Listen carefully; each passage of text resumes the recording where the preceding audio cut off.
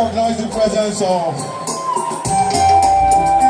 Iyalaje of Apapa, Chief Mrs. Toyin Kolade, Moriyo,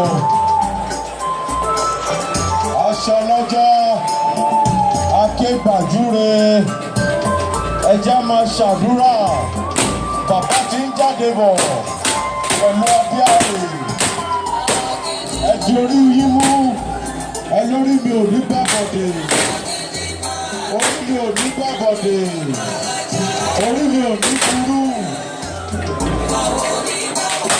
wọn ò ní fi mí ṣàwátì.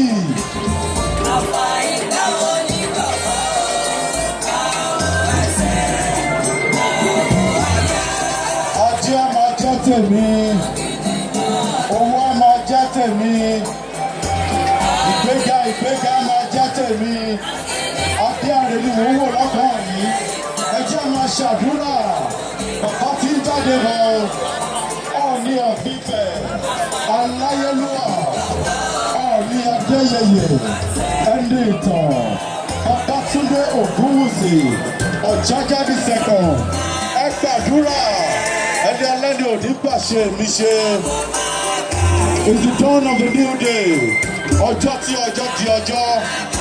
Everything is turning around for good for me today. It's the dawn of a new day.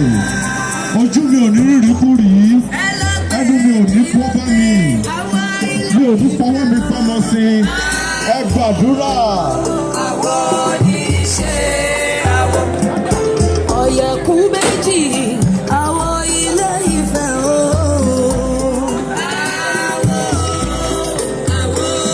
Here comes the ancient crown of Adéyẹrè. Gbogbo àdúrà tẹ bá gbà lénìí, ọ̀rọ̀ ti rọ̀ mọ́. Ìdí méjì o, àwọn ilé Ifẹ̀ ni wọ́n o.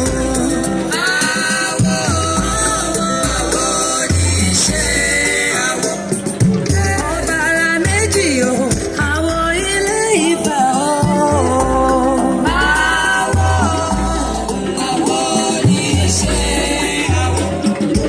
Ọ̀kọ̀rọ̀ méjì o, àwọn ilé Ifẹ̀ ni wọ́n.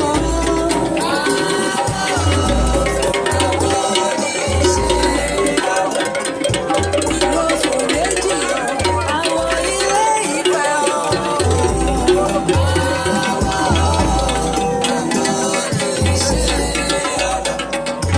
Àwọn orin méjì o, àwọn ilé Ifẹ̀ ni o.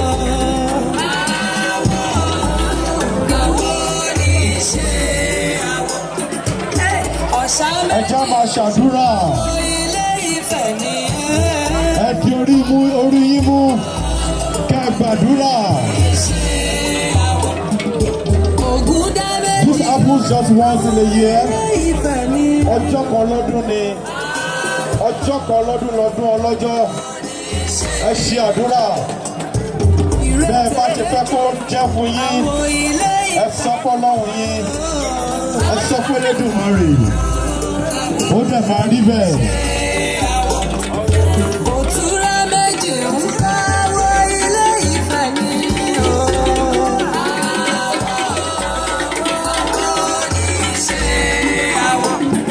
Òtúrúpọ̀n méjì o, àwọn ilé Ifẹ̀ o.